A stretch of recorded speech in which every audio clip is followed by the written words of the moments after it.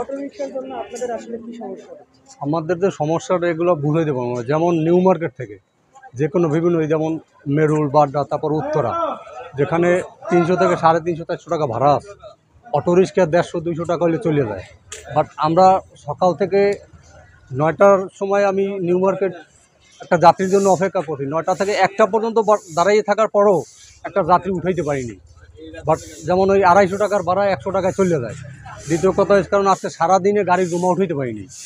সকাল 9টা বাজে বেরোইছি, এখন বাজে রাত্র 11টার মতো, কিন্তু এর ভিতরে এখন পর্যন্ত জমা উঠাইতে পারিনি। আর অটোরিক্সা এমন সমস্যা করতেছে যা বললে শেষ করা যাবে না ভাই। যেমন আমার একলার না, যারা পায়ে রিক্সা চালায় তাদের সমস্যা, বাচালাদের সমস্যা। বাট কারণ গাড়ির জমায় তো আর মাপ নাই।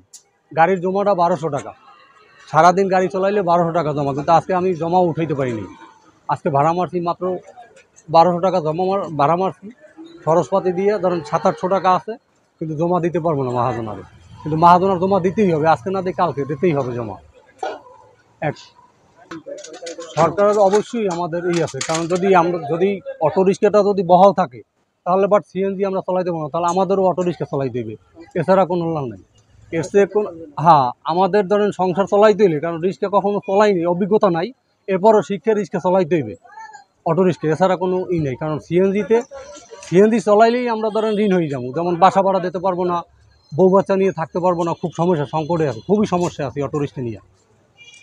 অটোরিকশায় আসলে যে পরিমাণ বিদ্যুৎ অপচয় হয়, হ্যাঁ, এটা আসলে আপনি টুরিস্টের জন্য, কারণ সব ধরনেরই সমস্যা, বিদ্যুতের সমস্যা, রাস্তাঘাটের সমস্যা, যেমন গাড়ি চলানো যায় না, ঠিকমতো চলানো যায় না, বাস প্রাইভেট কোনোটাই অটোরিক্সার জন্য ঠিকমতো চলাইতে পারতেছে না, অ্যাক্সিডেন্ট হচ্ছে জায়গায় জায়গায়। এই ধরেন অটোরিক্সা হুন্ডো ফালাই দেয়, তারপরে প্রাইভেটে লাগাই দেয়, বিভিন্ন ধরনের সমস্যা করতেছে এরা।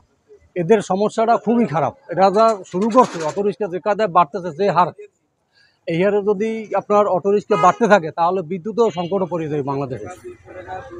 বিদ্যুতের খুব সমস্যা হইবে, কারণ এত বিদ্যুৎ সাপ্লাই কোত্থেকে আসবে। আপনার হচ্ছে আমার এক ছেলে এক মেয়ে, আবার আব্বা আম্মাও আছে। কারণ এখন এই ফ্যামিলি নিয়েই চলতে খুব কষ্ট হচ্ছে। বাট মা বাবার দিকে কোনো এগিয়ে রাখতে পারতেছি না। তাদের ধরেন এই 2-3 মাস পর্যন্ত এই সংকটে পড়ার পর থেকে ধরেন আব্বা আম্মার 10টা টাকা দিতে পারতেছি না, তারা বৃদ্ধ। এই আমার অন্য ভাইরা আছে, তারাই হেল্প করে বাবা মারে, কিন্তু আমি কিছু করতে পারতেছি না তাদের জন্য। আমি সিএনজি চালাই, এজন্য আমি কিছু করতে পারতেছি না। যখন আর কি ইনকাম ভালো ছিল তখন আর কি মা বাবার দিকেও খেয়াল রাখছি, এখন নিজেই চলতে পারতেছি না, কিন্তু মা বাবার জন্য তো কিছু করবো, এই সিচুয়েশনটা নাই এখন আমার সিএনজি চালাই।